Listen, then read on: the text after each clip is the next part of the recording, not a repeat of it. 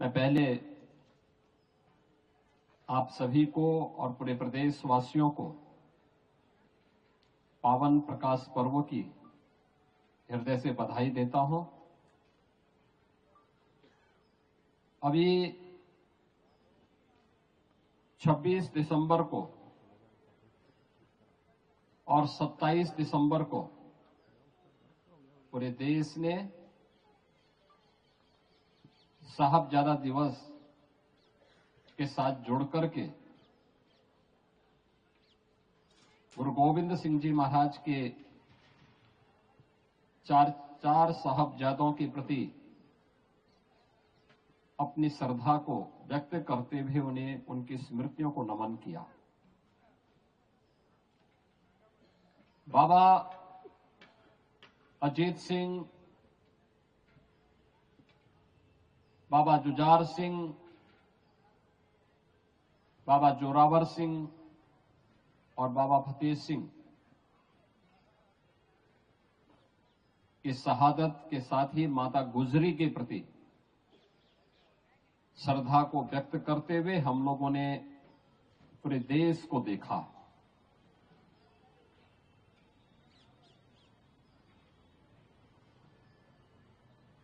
ये ठीक ही कहा गया है कि गुरु गोविंद सिंह जी महाराज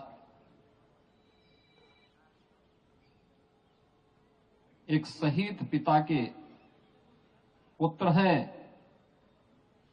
और शहीद पुत्रों के पिता भी हैं। गुरु तेग बहादुर जी महाराज ने देश और धर्म के लिए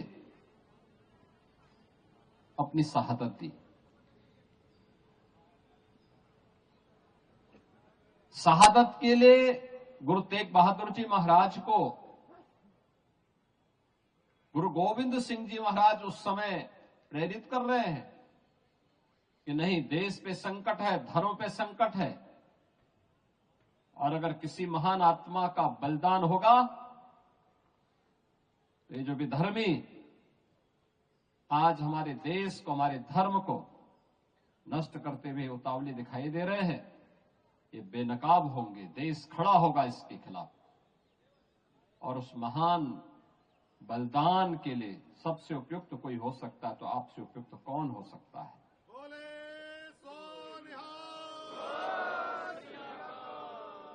और इसीलिए कहा गया है गुरु तेग बहादुर जी महाराज अपना शीश दिया, लेकिन भारत के शीश को बचा दिया। कश्मीर बच गया। कश्मीर भारत का हिस्सा है, आज भी है।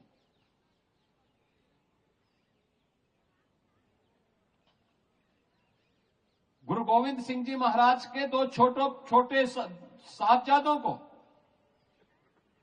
बाबा जोरावर सिंह और बाबा फतेह सिंह को, वजीर खान कहता है कि केवल एक बार, केवल मुंह से निकाल लो इस्लाम के को स्वीकार करने के लिए। उन्होंने कहा नहीं, ये नहीं हो सकता, और उन्हें जीवित ही दीवारों में चिन दिया गया। चमकौर के युद्ध में दोनों बड़े साहबजादा बाबा अजीत सिंह और बाबा जुझार सिंह शहादत को प्राप्त होते हैं। इस दुख में माता गुजरी देवी ने अपना स्वयं का प्राणोत्सर्ग किया। क्या स्थितियां रही होंगी, और उन विपरीत परिस्थितियों से आगे बढ़ते हुए गुरु गोविंद सिंह जी महाराज ने इतना सब कुछ खोने के बावजूद भी एक ही बात कही थी कि 4 में तो क्या हुआ, जीवित कही 1000। यह मंत्र आज भी पूरे भारत के लिए एक नई प्रेरणा है, एक नई प्रेरणा है। बचपन में भी हम सुना करते थे गुरु गोविंद सिंह जी महाराज के बारे में, 1.25 लाख से एक लड़ाऊं तो गोविंद सिंह नाम कहूं। क्या प्रेरणा थी, देश के लिए थी, धर्म के लिए थी, और उसी गुरु परंपरा के प्रति श्रद्धा का ये भाव हम सबको सदैव एक नया जीवन देता है, एक नई प्रेरणा प्रदान करता है, एक नई ऊर्जा का संचार करता है, हमें आगे बढ़ने के लिए प्रेरित करता है। गुरु गोविंद सिंह जी महाराज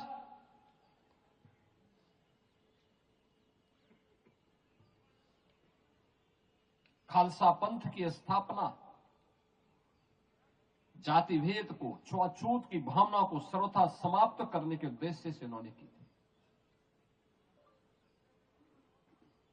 इस देश और धर्म को बचाने के लिए की थी।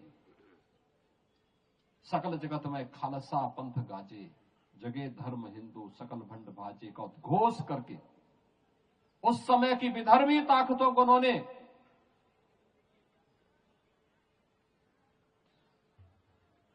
उस रास्ते से हटने के लिए कहा चाहे तो देश और धर्म के मार्ग में बाधक है। और इसीलिए हम लोग आज भी कहते हैं, बार बार इस बात को कहते हैं, याद करना सिख गुरुओं ने जो परंपरा डाली, गुरु नानक देव जी से लेकर के गुरु अर्जुन देव जी से लेकर के गुरु तेग बहादुर जी महाराज और गुरु गोविंद सिंह जी महाराज तक सिख गुरुओं का ये गौरवशाली इतिहास एक नई प्रेरणा प्रदान कर रहा है हम सबको, एक नई प्रेरणा प्रदान कर रहा है। गुरु गोविंद सिंह जी महाराज के कभी विचित्र नाटक को एक बार अध्ययन तो करो, पता लगेगा कैसा दिव्य महापुरुष था, जो अपने पूर्व जन्मों के बारे में भी अवगत करा रहा है, उन सभी स्थितियों के बारे में हम सबको अवगत करा रहा है, जिनको देख करके रोंगटे खड़े होते हैं। आज भी हम लोग बड़ी श्रद्धा के साथ उन भावों को देखते हैं, समझते हैं, और ये हमारा दायित्व बनता है एक लंबी यात्रा के लिए उससे हम प्रेरणा प्रदान करें।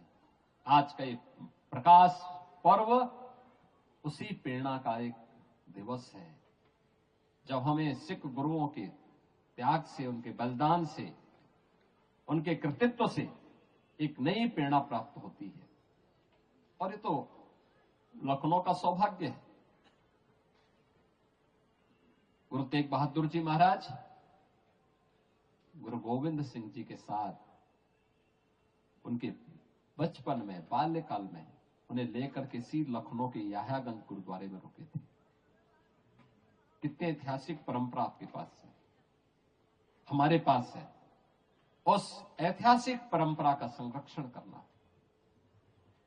उसे सुरक्षित रखना, उसे आगे बढ़ा करके आने वाली पीढ़ी को उस इतिहास से अवगत कराना हम सबका दायित्व बनता है। आज के इस अवसर पर यह वर्ष हमारे लिए महत्वपूर्ण वर्ष है, क्योंकि गुरु तेग बहादुर जी महाराज का 350वां शहीदी पर्व के साथ जुड़ने का अवसर हम सबको प्राप्त होगा। उन आयोजनों को बड़े पैमाने पर किए जाने की आवश्यकता है। बड़े पैमाने पर उन कार्यक्रमों को आगे बढ़, जैसे गुरु नानक देव जी महाराज के 550वें प्रकाश पर्व को बड़े पैमाने पर, बड़े उत्साह के साथ आयोजित किया गया था। इन आयोजनों को हम उसी रूप में आगे बढ़ाने का काम कर पाएंगे तो आने वाली पीढ़ी पर एक बड़ा उपकार होगा। लोगों को इतिहास के बारे में जानकारी मिलेगी, खालसा पंथ के बारे में, सिख गुरुओं के त्याग और बलिदान के बारे में एक नई प्रेरणा प्राप्त होगी। आज के इस अवसर पर मैं एक बार फिर से पूरे प्रदेशवासियों को, आप सभी लखनऊ वासियों को